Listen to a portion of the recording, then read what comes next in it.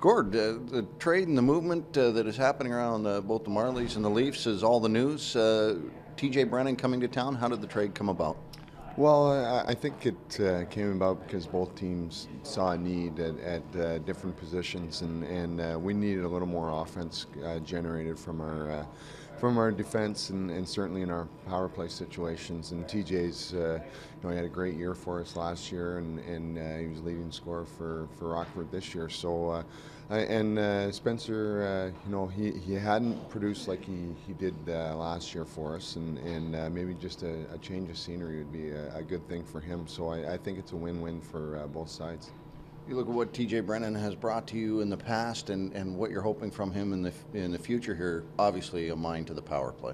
Yeah, for sure. He's a guy that drives the power play, and not only in the zone with his big shot, he sees the ice very well, but on entries, he's very unpredictable at what he's going to do with the puck, and certainly with the schemes that we run, he's very familiar with them, and he executes those schemes very well.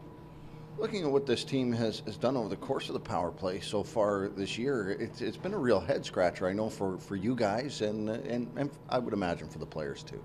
Yeah, after a while, and even sometimes in game, it becomes a frustration thing.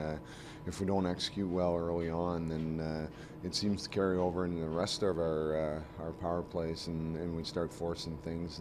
And so when you got a guy with TJ's power play experience, I think he'll add a lot of poise out there to it, and like I say, on both sides of it, in the zone and on entries. Looking at this weekend, a couple of tough games over this weekend, and really the rest of the way. Can you lay some more importance that you haven't laid on the game so far this year, because it seems like everyone's worth more than the two that's available? Yeah, I guess you don't want to drive it home too much as far as pointing out the obvious, but these are huge games for us, and certainly.